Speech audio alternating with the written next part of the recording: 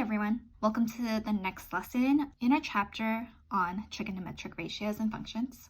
Today's video is going to cover examples 1 and examples 2 in your textbook, and the objective for today's lesson is to evaluate trigonometric functions of any angle and to find the trigonometric functions of quadrantal angles.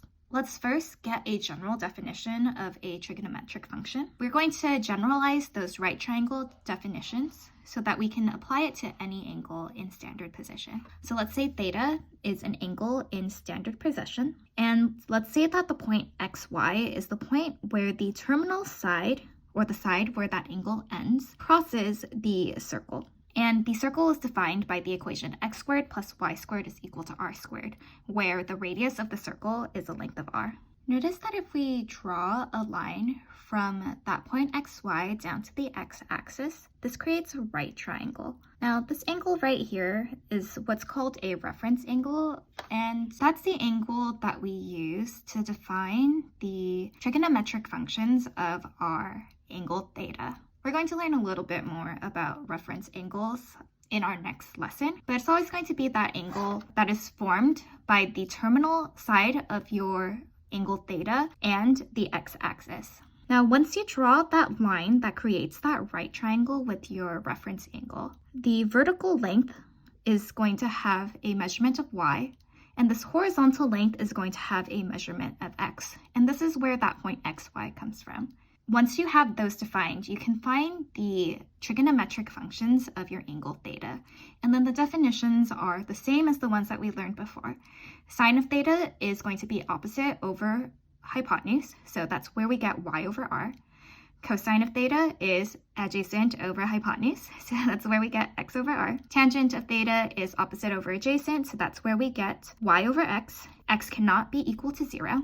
And we also have our inverse functions. So cosecant of theta is the reciprocal of your sine theta. This gives you r over y, where y can't equal 0. Secant of theta is equal to r over x, where x can't equal to 0. And cotangent of theta is equal to x over y, where y cannot equal 0. So you don't have to memorize these. If you remember how to find those functions using the way that we defined it earlier in this chapter, then that's all you need to know. So we're going to jump into example 1. We'll evaluate a trigonometric function given a point. Let's say that 8, -6 is a point on the terminal side of an angle in standard position, and we'll evaluate the 6 trigonometric functions of theta. Let's first draw a diagram. There's my rough sketch. I'm a very visual person, so I like to write out what the lengths of the legs of the triangle are. The horizontal leg of the triangle has a length of 8, and the vertical length of the leg has a measurement of -6. We need to find the radius of this triangle. Because it's a right triangle, we can use Pythagorean Theorem to find the radius of this circle. So let's do that. So we have a radius of 10. Also realized I didn't explain very well how I got this triangle, but recall that this point right here is that 8, -6 that we are given. I drew the terminal side of that angle, theta, ending at that point 8, -6. Like I said before, the reference angle is the angle that is formed from the terminal side and the x-axis. So that's why I drew the vertical side of the right triangle towards the x-axis. You don't want to draw it over here where it's touching the y-axis. One of the legs of that triangle that you create should always be on the x-axis. That's just the way that we do it. So now that we have our reference angle, we can find the trigonometric functions of our angle theta. We'll start off with sine. Sine of theta is opposite over hypotenuse. Opposite is -6. Hypotenuse is 10. That simplifies to -3 over 5. Cosine of theta, 8 over 10, or 4/5. Tangent of theta, -3 over 4. Now let's find the inverse functions. Cosecant of theta is going to be -5 over 3. Secant of theta is going to be 5 over 4. And cotangent of theta is going to be -4 over 3. Let's do this one more time together. So for this next part, we are also going to evaluate the 6 trigonometric functions of theta. But here you're going to be given a diagram. The procedure is still the same. For number 1, we're given a point of 3, -3. So like before, you want to draw that last side of the right triangle towards the x-axis. So you don't want to draw that line here.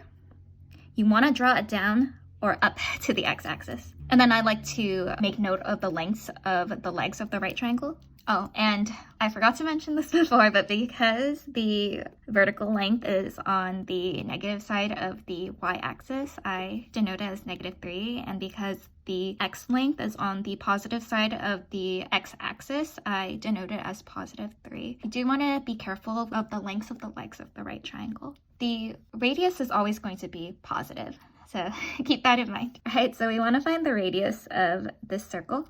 You can use the Pythagorean Theorem, but for me, I noticed that it is a isosceles right triangle. So the radius of the circle is going to be 3√2. And once you have this, let's find the trigonometric functions for this angle. And again, you want to leave it in square root form. We want our answers to be as exact as possible. Always leave your answers for trig functions in radical form, unless it's like a word problem. Sine is opposite over adjacent, so we're going to get -3 over 3√2. We want to simplify.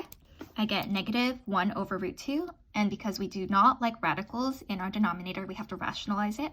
Let's multiply by √2 over √2. -1 times √2 is -2, and √2 times √2 is, so we get sine of theta is -√2 over 2. Let's do cosine. You get 3 over 3√2, and similarly, it will reduce to √2 over 2. Tangent of theta is opposite over adjacent. I get -3 over 3. This will simplify to give me -1. Now let's do the inverse functions. Cosecant of theta is just the reciprocal of sine. So I'm going to take the reciprocal of the original ratio that we got. That simplifies to -√2. Same thing with secant. That reduces to √2. Cotangent of theta is the reciprocal of tangent. This will give you 3 over -3. And that reduces to -1. I'll let you guys try the next two. Let's move on to the next example. Let's talk about the unit circle. This concept is quite important for our chapter, and also for those of you who will be going to pre-calc next year and calculus later.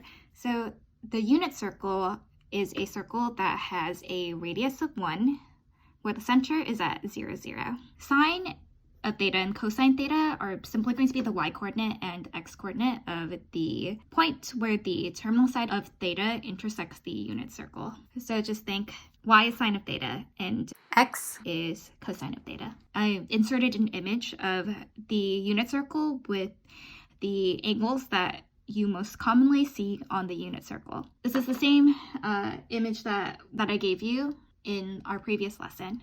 So these are values that you can memorize. And a lot of people do memorize it, but in our next lesson, I'll be showing you a strategy that you can use so that you don't need to memorize all these values. But first, we are only going to look at the quadrantal angles, and these are the angles where the terminal side of theta lies on the axis. It will be the values 0, pi, pi over 2, or 90 degrees, pi, radians, or 180 degrees, 3 pi over 2 radians, or 270 degrees, and then back here, 360 degrees, or 2 pi radians. So the measure of a quadrantal angle, if you did not notice, is always a multiple of 90 degrees, or pi over 2 radians. At 0 degrees, or 0 radians, we have a point of 1, 0. At pi over 2 radians, or 90 degrees, we have a point of 0, 1. At pi radians, or 180 degrees, we have a point of -1, 0. And at 3 pi over 2 radians, or 270 degrees, we have a point of 0, -1. So recall that the x value is going to be your cosine of theta, and then your y value is going to be your sine of theta. We're going to use those quadrantal angles to evaluate 6 trigonometric functions of theta. We're going to first start off by using the unit circle to find the 6 trigonometric functions of 270 degrees. Now, 270 degrees occurs right here, or at 3 pi over 2. And the point that corresponds to this angle measure is 0, -1. Recall that your x value is going to be your cosine value of your angle, and your y coordinate is going to be the sine value of your angle. So cosine of 270 degrees is going to give you 0, and sine of 270 degrees is going to give you -1. We're going to use these facts to find the other trigonometric functions. Tangent, we know that as opposite over adjacent. But another way that we can define tangent is that tangent of theta is equal to sine theta over cosine theta. We're using what we know to be our sine and cosine. For tangent, we are going to get -1 over 0. However, having a 0 in the denominator is a huge no-no. When you have a 0 in the denominator, that means that that function is undefined.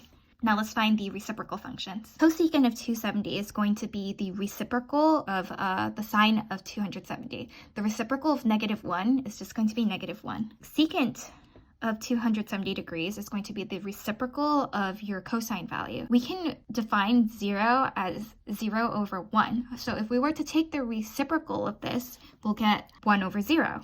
Again, when you have 0 in the denominator, this is undefined. For cotangent of 270 degrees, we want to take the reciprocal of tangent. So the reciprocal of -1 over 0 is going to give us 0 over -1, or just 0. These are going to be the 6 trigonometric functions of 270 degrees. Let's do B. We're going to find the 6 trigonometric functions of theta is equal to 90 degrees. 90 degrees is associated with the point 0, 1. Cosine of 90 degrees is going to be equal to the x value, and sine of 90 degrees is going to be equal to the y value. To find tangent, we want to take sine over cosine. I get 1 over 0, and again, that's undefined. Now let's find the reciprocal functions. Cosecant of 90 degrees is going to be the reciprocal of our sine value, so the reciprocal of 1 is 1. Secant of 90 degrees is going to be the reciprocal of cosine of 90 degrees. There's reciprocal of 0. If we define 0 as 0 over 1, we'll get 1 over 0. And this is also undefined. Cotangent is going to be the reciprocal of our tangent. So the reciprocal of 1 over 0 is going to be 0 over 1, or 0. I'll let you guys try monitoring progress number 4. And that's it for our lesson for today. Let me know if you have any questions. I hope you have a wonderful day, and take care.